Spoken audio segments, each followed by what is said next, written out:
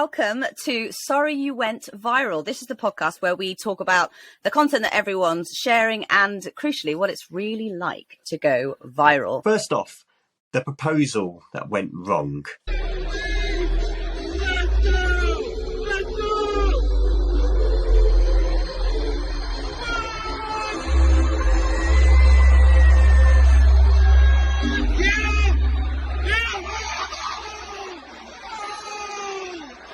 Brutal.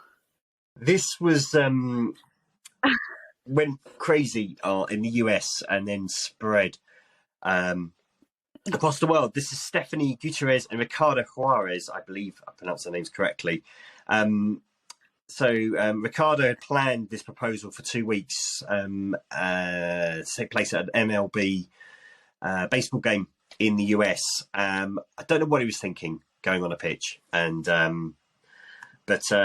he went on the pitch and went down on one knee and got completely taken out by security.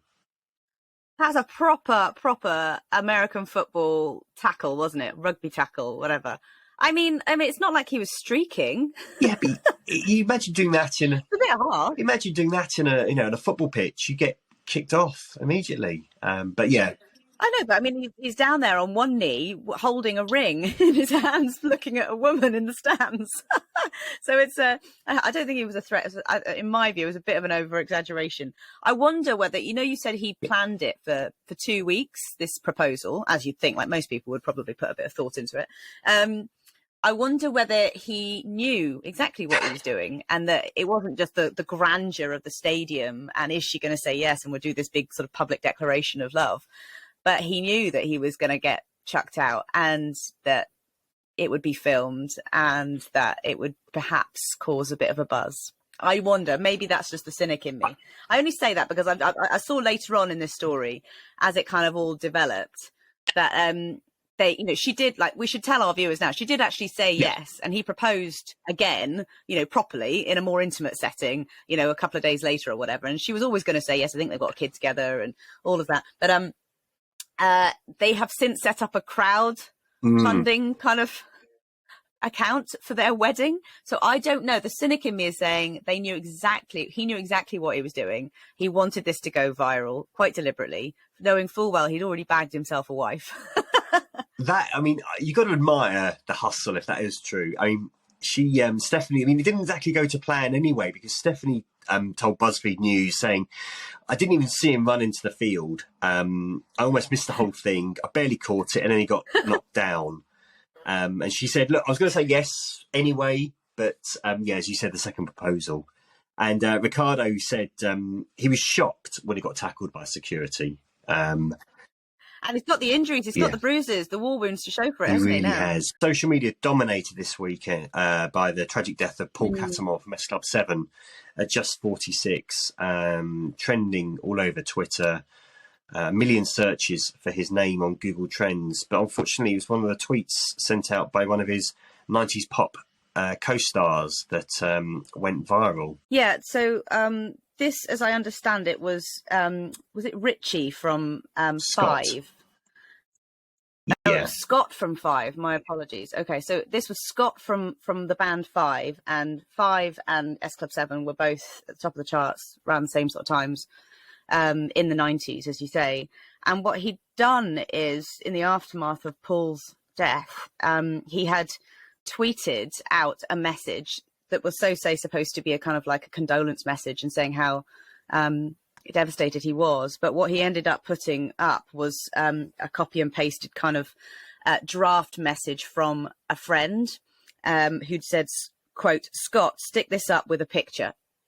And he then got absolutely caned, I'm sure, by like a load of people saying, oh, I can't believe you can't even write your own condolence message. You clearly weren't friends. You were just trying to sort of jump on the bandwagon of whatever, he was my pal, all this sort of stuff. And Scott Robinson, he has since kind of explained himself, and you'll see the tweet that he just put up there as well on the video feed for everyone, just saying, I didn't have the words to express how I feel. A friend wrote something for me, which I felt was perfect. I posted the text. Do not think that this is just a moment in time for me. He was a friend, and I'm gutted. And I do really genuinely feel very, very sorry for him. Some people just don't. I mean, I don't know how active Scott Robinson is on Twitter or whatever it is anyway. Some people aren't engaged in social media, but they, in moments like this, they do want to show their respects and pay their respects to those they've lost, who they care about. And I think, you know, what's the harm in having a friend draft something for you in these moments? He wasn't getting anything out of it. He wasn't going to gain any popularity by saying he's sad he's lost a friend.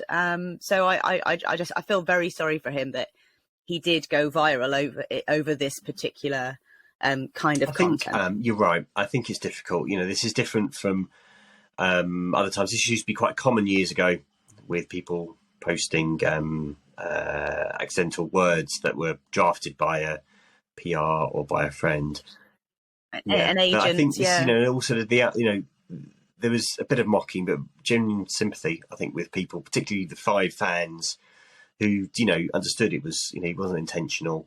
And it's just a very difficult situation. And it's been extraordinary seeing the overwhelming sadness from pop fans, whether you were an S Club 7 person, where I guess, you know, when we were growing up, they were, you know, huge. But you know, it has been nice to see the nicer side of social media, with people sharing some stories about Paul and his life. Yeah, and I think as well, you know, there's never any words that are good enough, worthy enough. There's never enough space to put a whole thing down in moments like this. So it's very hard to sort of articulate how you feel in, you know, a very short few sentences. We've seen quite a few stories like this where a TikTok's been shared on Twitter and people go crazy over this. This one's showing up. This is Winter Zezu, who's a TikTok creator. We'll show you the clip and then we'll explain the background behind it after this. The egg was not on the salmon. So can I please get a new one? I don't want to eat it. Can you leave already? Why are you even here? You're joking, right? I can't make this up. Why is the egg not on the salmon? You guys can see clearly that I'm not making this up. Like, I can't make this up. Do you guys see this egg that's not on here? So, what's fascinating about this, Hannah, for me, is accidentally, you see lots of TikToks that get shared on Twitter. People get outraged at something, and this person, the tweet that went viral was someone saying about they pity the TikTok generation. And what it's looked like, looking through Winter's feed and watching the video, is that she got some criticism for posting TikToks, and what she's done cleverly is turn that criticism into viral gold. She basically, it seems that she has basically set up these situations, and it's things like, you know, complaining about her eggs Benedict not being perfect, the egg falling off the muffin, or the demanding that her lobby is cleared so she can get into her Uber, but playing on that outrage syndrome and for clicks and hits. And it's worked really well, clearly. It has, but there's a downside to it, isn't it? Because she's created this character, this persona, in order to boost her profile, I guess. And that's as you say, it's working. But at what cost? You know, a lot of people, kids especially, would look at this and think, wow, she's now famous. You know, that kind of, like, as we've had for the last 30 years or whatever it is, reality TV stars or celebrities, and you don't actually know what their talent is, what they're famous for. We just know they're famous because they've been on TV programs or reality TV or whatever it might be. And it's the same kind of thing for me, of just like, you just want to be in the public eye, but you don't necessarily have a talent for anything. And what she's done is say, well, I'm not showing off any talent here. I'm just being horrible. I'm just being someone who can be mocked, or who's not very nice, or who's a brat, or who, you know, whatever it might be. And I just think that's quite dangerous, because a lot of other people, kids especially, or young people, will look at that and think, right, that's the way I create good content, or that's the way I boost my profile, or get myself in the media, or get a job, or whatever it might be, by being a negative or a nasty version of what I really am. And to me, that's quite scary. Yeah, indeed. But, you know, it's working for her for now. And, you know, good luck to her if that's what she wants to do. Next story. Last weekend was real mixture of highs and lows for KSI, performing in front of millions and millions of people around the world at WrestleMania, which I enjoyed last weekend. And then on Sunday, as usual, his Sidemen YouTube video comes out. But I was pretty astonished when I saw this clip of exactly what happened in the video. Don't mean this maliciously, but the word.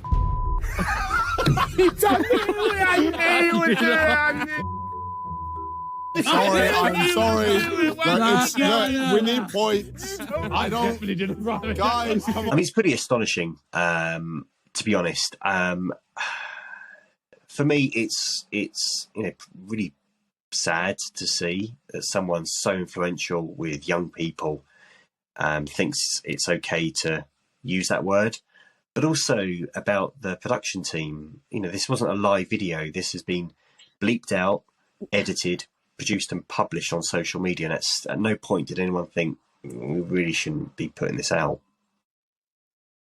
This is when you start to think about the editorial controls over individuals and their organisations or their groups, the content that they're creating on social media, because there are no rules, are there? I mean, other than what's kind of like legal or appropriate or indecent.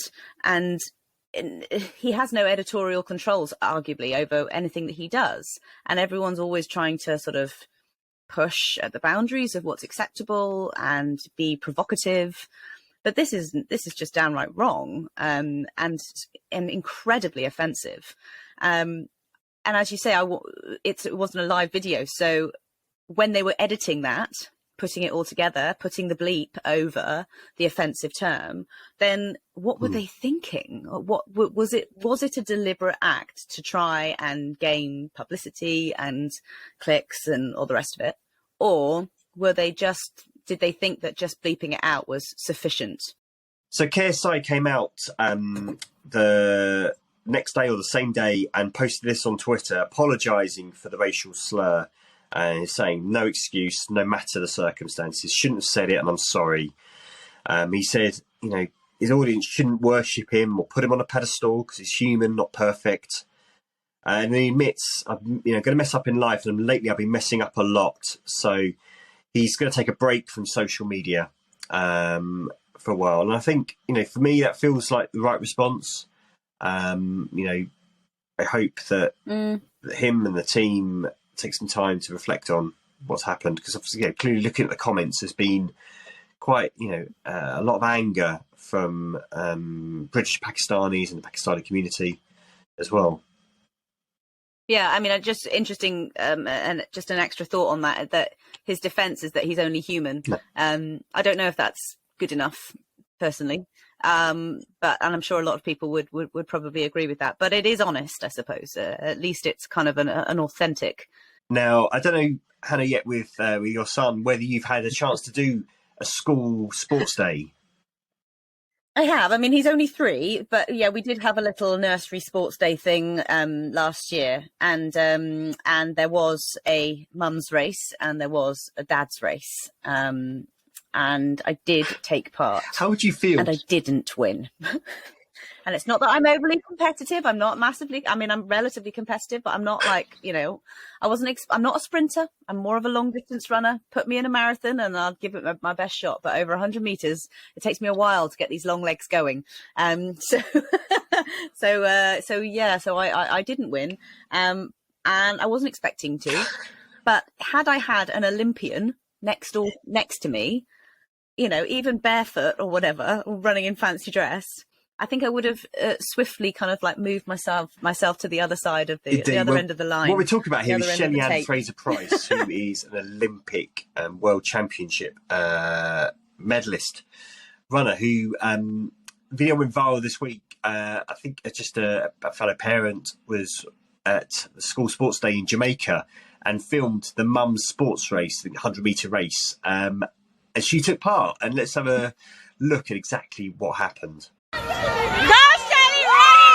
Shelly!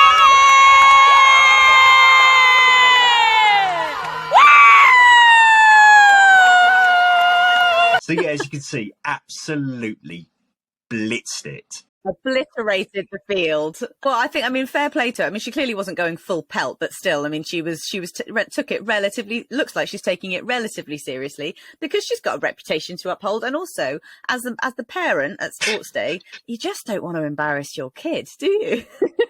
And if you know that your mum's, one of the fastest people on the planet, or has been in the past, then if she's going to show up in the race, you don't want her kind of like just walking it. And now on what it's like to go viral, we're joined by Jill who has a fantastic story this week. We've seen Twitter has been, frankly, a place where there's not been too much fun and quite depressing to scroll. But this story that Jill has shared and has gone viral, 4 million views of her post, really kind of shows the best of Twitter, even in 2023. You can see it on the screen. Jill, do you want to explain to us exactly what happened with this story and the story about the teddy? Sure. Well, it was about this time last week, and I was WhatsApping a friend, Jane, just to arrange to meet up at another time and have a few drinks. And she said, "Oh, I can't. I'm in New York." I was like, "Great." We're having a complete nightmare. I was like, "What's going on?" Turns out that she had arrived at JFK in the early hours, well, so Tuesday afternoon, and her little boy Hal had lost his favourite monkey toy. Now, he's had this little stripy blue and white monkey since he was born. They took it actually home from the hospital, so he's had it with him all this time, and he's just turned 9 now. So he loves this monkey, and as every parent will know, when a child loves a toy like that, it's not just a toy, it's part of the family, and kids grieve. I mean, it's proper bereavement if it goes missing. So she said, we've tried everywhere. We've tried JFK, we've tried Heathrow, we've tried British Airways, to no avail. She'd actually got another friend involved at some stage who's very good at this sort of thing. And she tried these kind of websites like lostyourtoy.com or, I don't know, findmymonkey.com. I don't know what they are, but she tried them all. And she said, Hal is just guttered. He's distraught. And I just sort of said, do you want me to tweet something? I've only got 17,000 followers, or I did at that point, which is small fry in Twitter world, but I thought it might get a few thousand followers. You never know. So she's like, yeah, great, if you could just tweet something.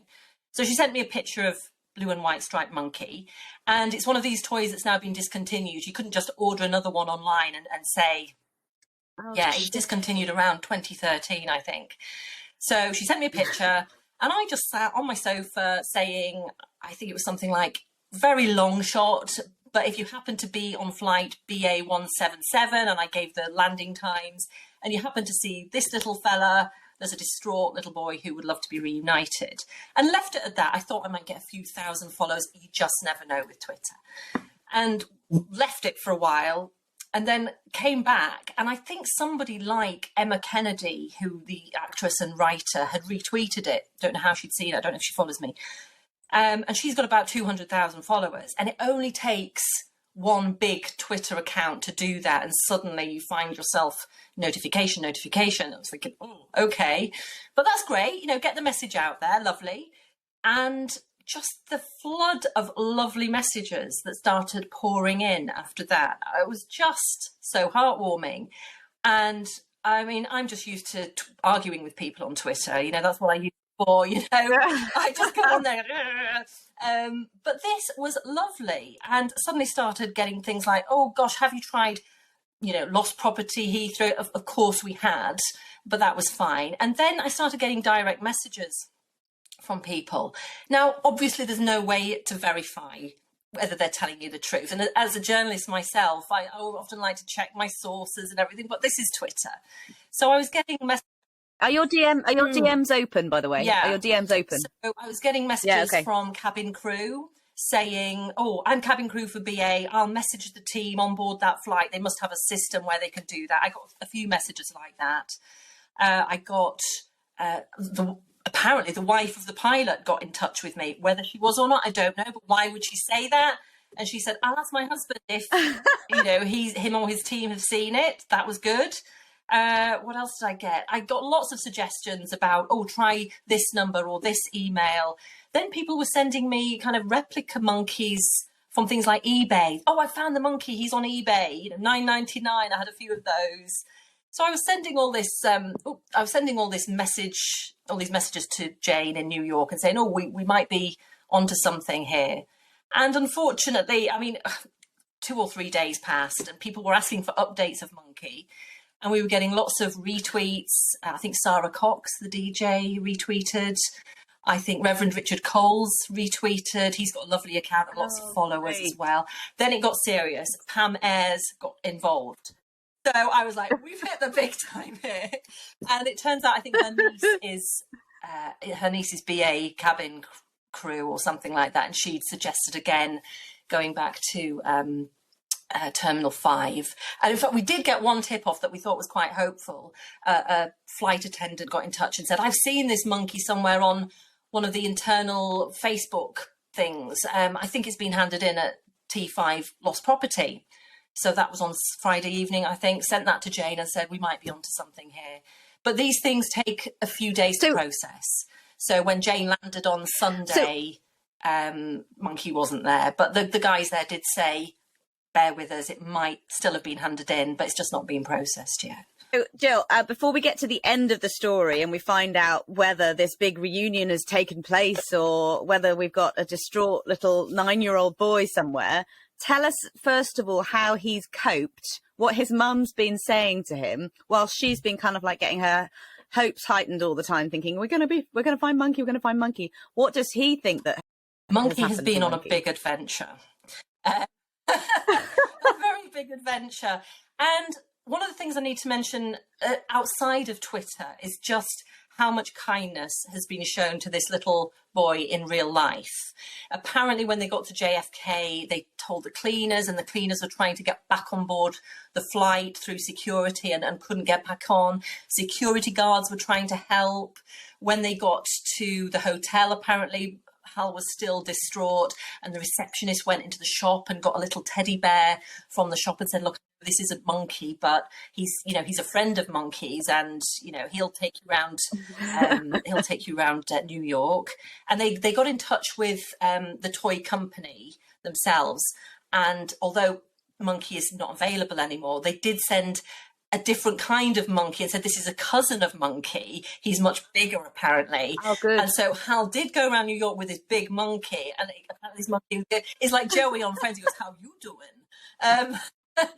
So we have cousin Monkey, and Jane and her husband Chris have told Hal that Monkey's just gone on a big adventure, that he will turn up. Yeah. And something else Jane said that really resonated with me was, she's learned as a parent she can't always fix things for him. She can't always make things right. And it develops a bit of resilience in Hal. But it also makes him see how kind people have been to him in real life to try and fix it, to try and make things up. And even if he never gets Monkey back, he can see that people will try and help. Look for the help, as they say, don't they? So interesting about the resilience thing, because I definitely think of that as a parent. My little boy's got Teddy. I mean, they always come up with these classically, unique names for them, don't they? So he's got Teddy, which again he's had since birth, and I think it was a present. So I have no idea where Teddy came from. We've lost him a couple of times, and we didn't take him skiing when we went on holiday. We didn't take him. I forgot him, completely forgot it. And then I was like, what do we do? So again, I bought like Hedgehog or something. So Hedgehog was Teddy's cousin again, but it's all about kind of like, you can cope and it's fine, but you've got to come up with this whole narrative. And I know that, you said it's been amazing, the outpouring of love and support, and that's wonderful for Hal, for Jane, for you as well. Has there been anything negative, or has there been anything unhelpful, I suppose? Yeah, you're always going to get the odd idiot. I'm a journalist on Twitter. I get a lot of abuse. I've developed a very thick skin, and it kind of goes over my head. Well, people who say, "Oh, always buy 2 of the same toy, and then you're okay." Like, well, thanks. We know that now. In fact, one of my tweets to that was, "We know that now, thanks." But no, I have to say. But you did have one person who was very kind and said something amazing about the toy that was basically exactly the same as Monkey. This lovely guy called Gino posted a picture of an exact replica of Monkey. He was Monkey. And he bought it for his sons years ago. and still had it, and said his sons have outgrown it. And I just thought that was lovely. I mean, people were commenting underneath it saying things like heroes don't wear capes and things like that. It was just so sweet. And I direct messaged him and said, if original OG Monkey, as he's now called, Original Monkey, if OG Monkey doesn't turn up, we might well take you up on your offer of Monkey V2. And obviously we'll offer to pay for him and packaging and etc. And he was like, no, I want to be able to help. If she can't find Original Monkey, he's yours. So I said, well, wait a few days, and told Jane. I mean, Jane was crying at this point, all the kindness that was coming her way. And there were just so many lovely little anecdotes as well. And even child psychologists were tweeting saying, this is tell Hal, or tell the little boy that, Monkey still loves him and he's just out on a big adventure, and he may smell a bit different or look a bit different when he comes back. And that was really touching. So, the long and short of it is OG Monkey is still out there having his adventure. Jane and Chris, very cleverly, have got this contingency plan in place, and they sent a postcard from New York from Monkey, saying that he's in New York having an adventure like King Kong, climbing up, yeah, exactly. Great. And he'll be back soon. So, however, he might look a bit different, smell a bit different, etc. But yeah, he'll be back soon. But at the minute, he's having a really good time and adventure. And again, another thing to mention is the people who got in touch to say, if he does turn up at JFK or if he does turn up at Heathrow, then I only live 10 minutes away. I'll go and collect him for you. Just such kind people who have offered all this help. Just incredible. So we've got in touch with Gino, and he is very kindly sending Jane version 2 of Monkey, who should be arriving any day now. She's promised me that she'll send me a picture of the reuniting moment, and I'll hopefully share that. Well, we all want to see it, because lots of people go, "Can we have a monkey update?" So I feel exactly now, and that's going to be my sort of another question for you. Really, was you've said as a journalist you engage with Twitter quite a lot, often in arguments, having debates with people, as we all tend to do. Has this experience of going viral on this kind of like upbeat, happy kind of story? Has this changed how you're going to engage on the platform, or have you had a whole load more followers as a result of Monkeygate? That's what I call it, Monkeygate. I've had about 1,000 new followers. I mean, I don't know how many people will stick with me, because when they see how argumentative I am, they might start unfollowing me. I don't care. But yeah, I mean, I've always known Twitter has been one of those platforms I really enjoy, because you can get out of it what you put in. If you go on with lots of good stories and upbeat things, you'll get those back. It's all about the algorithm and who's following you, isn't there? If there are certain topics that you like talking about, you'll get into really interesting discussions. And as a journalist, I love, I say arguing, I just love debating with people, because I learn so much from other sides, even the people who I disagree with. I very, very rarely block people unless they're abusive. I notice some people just block straight away the moment you disagree. And I think, well, why do that? You're never going to learn from the other side. You just never know what's going to go viral. And Monkeygate was one of those lovely stories that, as we're winding down for the Easter holidays, there's a lot of rubbish, downbeat stuff in the news. And this was possibly just a heartwarming story that everybody needed to be on board with. And there are so many people invested in it now. I feel quite a responsibility to kind of keep them updated and let them know if OG Monkey or Monkey V2 has turned up. Well, we all want to know as well. So, definitely do update us on Twitter or your chosen platform, and we'll stay across it here on this podcast as well. Thank you so much for tweeting it in the first place. Good luck to Hal and Jane and Chris. And safe travels to Monkey, wherever he may be, up the Empire State Building or wherever.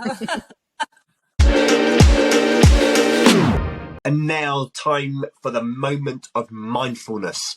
A clip that's gone viral this week that has just taken away from all the anger of social media and is just glorious. And this one is from a boy in the US with a TikTok account called Musa Eats. It's just lovely. Hello guys, I just ate the ice cream and let me show you how my day is.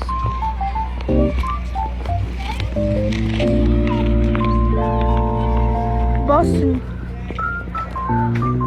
I hope you like ice cream. How simple and easy, eating ice cream. Well, I mean, that is his TikTok account name, really, isn't it? It's what he eats. And yeah, the pure joy, especially as we're coming into spring and it's like the weather's starting to get a bit better. And he's just think, yeah, just going to put your whole face in a tub of ice cream or on an ice cream cone. Amazing. Yeah. And he just looks so chill with it, doesn't he? He's just so happy. Right, that's the end of this week's show. Thank you so much for watching. You've been watching on YouTube or listening on whatever podcast platform that you enjoy us on. If you want to get in touch with the show, get in touch with us on social. We're on Twitter, TikTok, Instagram, YouTube, or email us sorryyouwentviral@gmail.com. And please do like and subscribe. That makes a massive difference and we really do appreciate it.